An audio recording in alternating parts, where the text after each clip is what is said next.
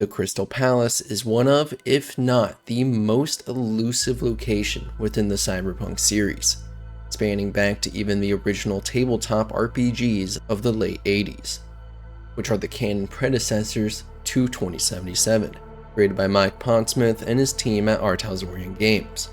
Despite its popularity and importance, few people actually get the chance to step foot in the Crystal Palace. Even as a player of the TTRPGs, it's practically impossible to reach.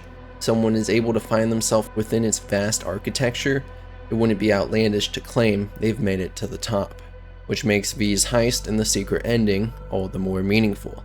He may not be entering legally, but that was never in the question. Pulling off a heist on the Crystal Palace, much less even attempting it, is the peak of being a legendary solo. There's a lot more to learn and understand about the Las Vegas of space that isn't provided in our playthrough of 2077, ranging from its fascinating design and imitation of gravity, history, military use, if it will appear in Phantom Liberty, and even a rumored group of elite solos that find their home within. Today, I will be covering it all.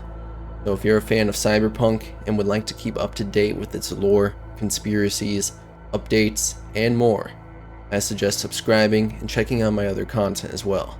I'd appreciate having you along for the future, Choom. Let's begin.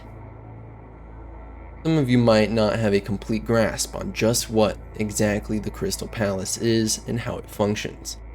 I'm going to fix that. While there is a common misconception that it's essentially a space casino, it is actually much more. When the comparison is made that it's Las Vegas but in space, it isn't simply prioritizing the gambling atmosphere of Vegas. It is quite literally a full-scale city in space, containing of course the casinos, but also restaurants, low-gravity pools, luxury apartments, concert venues, a hotel, a park, and even its very own conference halls for corporate clients. So how exactly does this orbital colony manage to not only fit, but organize all of these activities and construct itself into a realistic manner? Well, we can actually find this information along with a diagram in the Cyberpunk 2013 sourcebook, Near Orbit. In this diagram, you can see that you'd be entering at the top of the colony in a rotating, docking core. There are then 5 toroidal ring structures surrounding the 2-kilometer center core of the station. Each of these ring structures boast another 2.2 kilometers in length. Starting from the top, you have a living/park torus, a residential torus, factory torus, residential torus, then finally another living/park torus. Then the bottom contains the power/life support core that functions through a solar power array and fuel cells, which you can also find at the top. Inside each inner torus are 4 levels of living facilities, manufacturing plants, life support systems, and apartment blocks. The 2 outer toroids support huge open parks. They are not only for recreation, but also provide the bulk of the palace's oxygen supply. While most of this area is devoted to open space, there are common buildings, restaurants, and housing for high-ranking corporate and European Space Agency officials. While initially viewing the Crystal Palace, you might be forgiven for imagining a map layout might look like this, following the ring-like top view we see in the original map. However, this couldn't be further from the real layout of the Crystal Palace. You see, what could be considered the floors in this layout are actually supposed to be the walls of the Crystal Palace, so a proper layout of its design would be an extremely stretched out rectangle to mimic the rotated surface being laid out. The reasoning behind this actually makes a lot of sense. Obviously, there isn't a gravitational pull when you're in space, so just like any modern astronaut, citizens would just be flying around trying to traverse the city. The architects found a fix to this though, having the toroids spin at a sufficient enough rotation to provide 0.8 g at the rim, mimicking the pull of gravity spinning. When I first read this information, I was actually a bit surprised by the thought put into this design, as I originally thought there would just be some weird excuse or technology for producing gravity. So, who exactly owns this space colony? Well, in short, it's the European Space Agency, also known as the ESA. but they are heavily sponsored by Orbital Air, which is where they get most of their funding. Despite this fact though, it's used by all space-capable nations, each of which maintain an embassy on the palace for its nationals. Living space tends to be leased by the ESA to the highest bidders on a 20-year renewable basis. In turn, the ESA maintains emergency services, general security, and station upkeep. The station also provides military purposes, such as being the testing ground for the Tsunami Airhammer pistol, which is now used as the Crystal Palace's standard for its security force. So, how did this powerful space colony come to be created? Well, there's quite a bit of history to the city that traces itself back to the year 2000, in which the ESA began construction with funding of €7 billion. Only 4 months into construction though, the first corporate war would spark between EBM and Orbital Air. This was a defining moment in Cyberpunk's history, as it was the first conflict of its kind. Direct corporate warfare had never before occurred. So, this was somewhat of a Pandora's box that led the way for the next 3 corporate wars to sprout. While the first corporate war went on to end in a victory for Orbital Air and clear benefit of the ESA and Crystal Palace, construction continued until it would reach its next hiccup. In 2009, a USA quote-unquote terrorist group would attempt an abortive takeover of Crystal Palace construction. However, ESA discovered relatively quickly that this was a defense intelligence agency plot by the USA, in which they responded by utilizing their monopolized mass drivers to drop a 5-ton rock off the coast of Washington, D.C. as a warning. After this, it was no surprise that construction wrapped up smoothly and its doors went on to open in 2011, providing the ESA a permanent hold in the high orbit zone.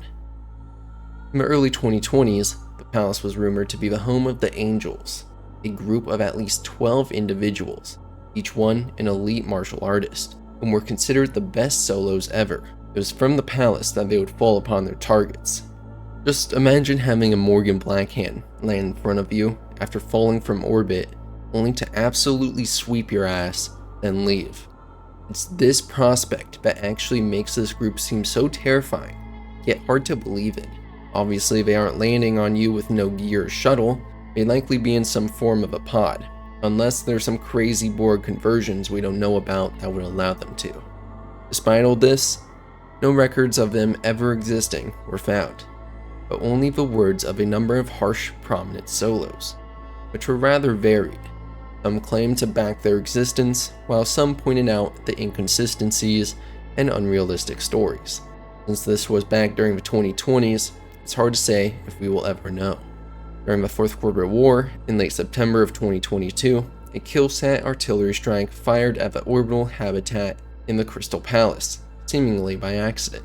3 High Riders intercepted the projectiles and died protecting the station. Later that year, the ESA ordered Delta jets on the Crystal Palace to destroy several suspicious orbital facilities. At the same time, the US and Soviets were doing similar things on other parts of the globe. Despite the order to not attack assets belonging to other nations, a mistake was made, and all 3 nations began to destroy every facility they could find, no matter whom it belonged to. Once the orbital war finished, many satellites and space facilities had been destroyed, but the Crystal Palace endured, likely as a result of its shared prominence in corporations and nations alike. By 2077, not much had changed. The palace had already become the most famous and expansive space station in orbit, continuing to be owned by the ESA and providing all of its services. The only thing that could possibly shake the foundation in which the Crystal Palace has built is a successful heist by the legendary solo, V. Only time will tell if V is capable of pulling off the seemingly impossible task and being the first and likely only solo ever to do so. This is obviously a lot of information for a location we've only seen in the sky and never even stepped foot in. Though here's the question that everyone has been asking in relation to Phantom Liberty. Will we go to the Crystal Palace in the new expansion? I mean, just look at the identifying points in the trailer. We see a fancy casino-looking location that Songbird, Reed, and V all find themselves in, while also seeing the Orbital Air Space Center and a shuttle being prepped for launch in the same trailer. There's even an unfinished model you can spawn within 2077 for the Crystal Palace. So this has to be the case, right? Well, honestly, despite what we see in the trailer, I just don't think there's a chance we'll go to the Crystal Palace. As far as I know, this obviously isn't confirmed, and I could be wrong, but I will explain myself. Within the trailer itself, it seems like Reed and V are actually trying to escape Night City. Not only this, their plan of the Orbital Air Space Center seems to go south, as we can see chaos all over the mission during the trailer, even a helicopter crashing into V. Fancy location can easily be any other location. We have the obvious North Oak Casino that currently remains unfinished. However, we know multiple spots around Night City will be expanded on in the expansion alongside Dogtown. Doesn't even have to be this casino though, as there's any number of underground corpo hangouts we could find ourselves in. And finally, narratively it just doesn't make sense. The Crystal Palace is the peak. Its symbolism for the secret ending lies in the fact that V has not only ever been there, but there's never been a heist pulled off in it. Have our characters successfully enter the Crystal Palace and complete any sort of objective immediately nullifies any meaning from V's final heist. Don't get me wrong, I would love to go to the Crystal Palace and see what it contains, as we have literally never been able to.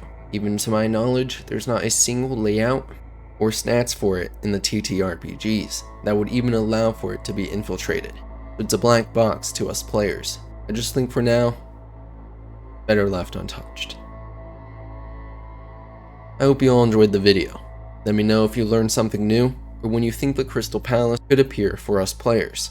I personally believe it will be left for Orion, but who knows, maybe I'm a gonk. Tell me all your thoughts and feedback down below.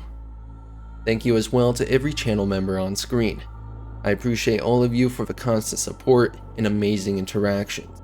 I hope to continue providing the best content possible to you all. As always, have a great week, and I'll see you later, chooms.